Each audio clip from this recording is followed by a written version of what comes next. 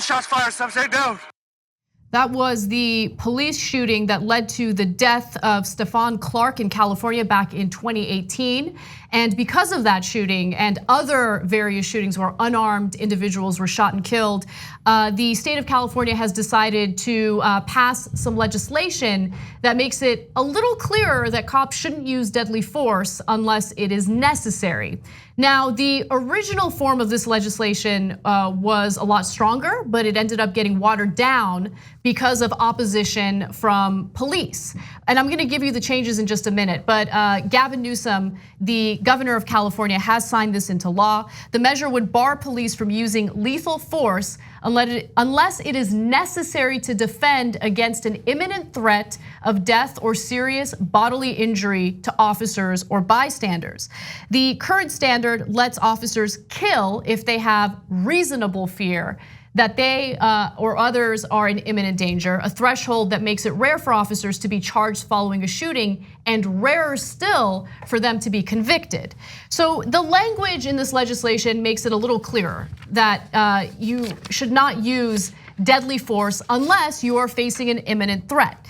However, the original version was stronger, and the watered down version, I think, leaves more to be desired. And I'm gonna get into those details in just a second, but Cenk, do you wanna jump in? Yeah, so Jason Johnson wrote an editorial in the San Francisco Chronicle. Who is he? He's the president of the Law Enforcement Legal Defense Fund. And the whole editorial is crying about, well, how can cops possibly do their job if they can't reasonably kill people? Well, it's a question as to whether it is reasonable or necessary. That's the conversation, right? He says, well, look, a reasonable here, I'll give you a quote. This means that any use of force by police, including deadly force, is evaluated based on whether a reasonable police officer in a similar situation would react in a similar way. He's referring to the old standard. And he thinks that's great. Well, first of all, that's a reasonable police officer. Why shouldn't it be a reasonable person? Well, because police historically have acted unreasonably. So if I saw Stephon Clark in his backyard, even if he was running away from me, and I wasn't sure he had a gun. Look, you never know what you might do in a situation, but I would be shocked if I shot and killed him. Yeah, I mean, if he's running away from you, he is not posing an imminent threat, right? And it's dark outside. It's night. So would I be worried that he has a weapon in a situation where it's tense? They got called in and he's running away. Of course, I'd be worried. Would I shoot him without knowing whether he has a gun? No way. I know. Look, a guy broke into my house, and I don't want to get back into that old story.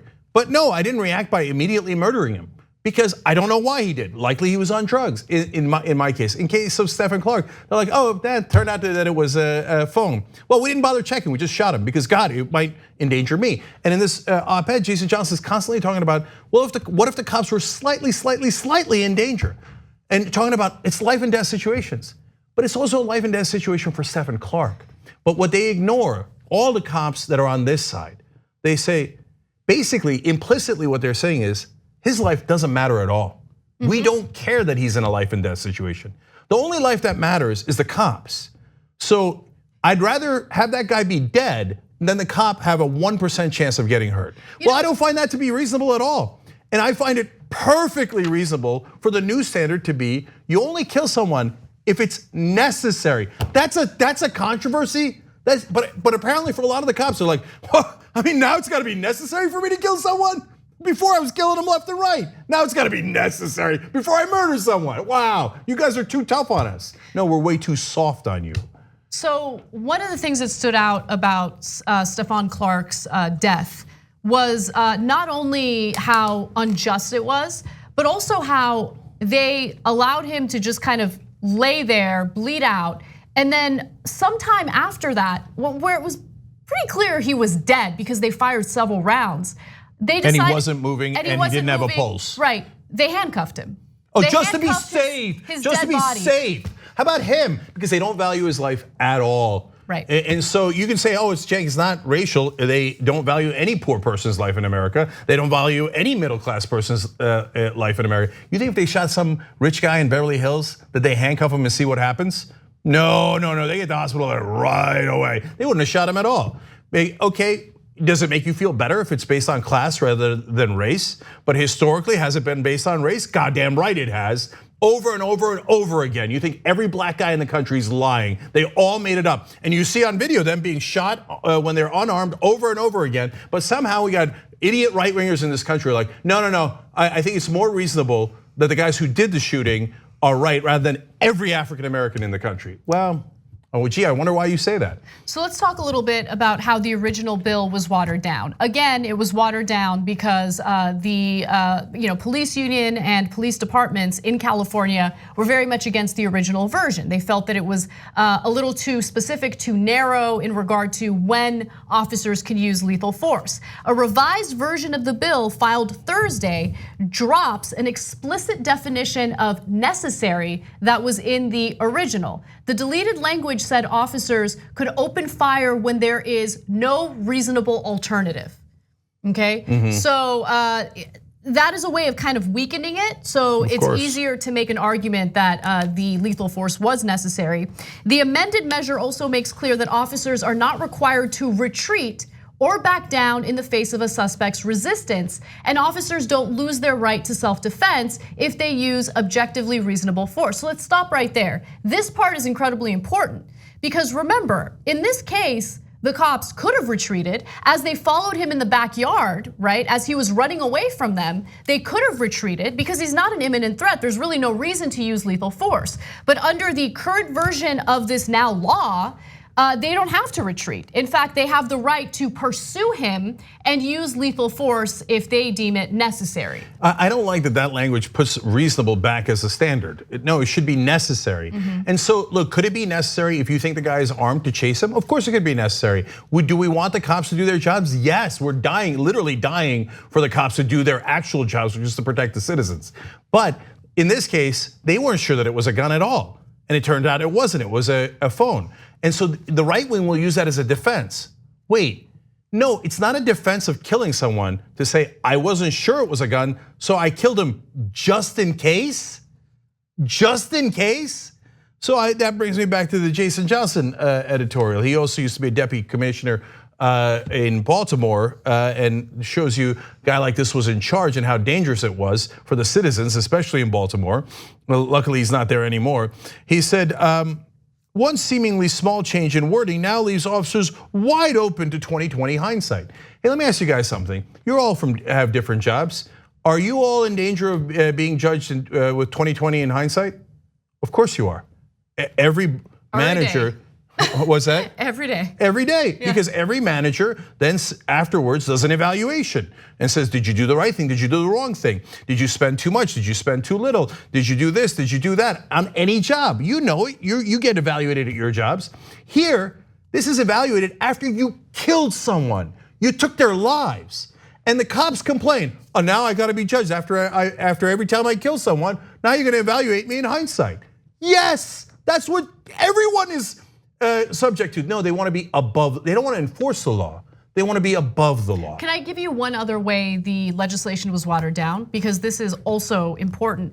Amendments also strip out a specific requirement that officers try to de-escalate confrontations before using deadly force, but allow the courts to consider officers' actions leading up to the fatal shootings. So this one's actually even more important because there are perfectly normal scenarios where you chase after the guy, but you should take care to de-escalate a situation. So I'll give you a great example. Tamir Rice, the 12-year-old African-American boy who was shot and killed in Cleveland.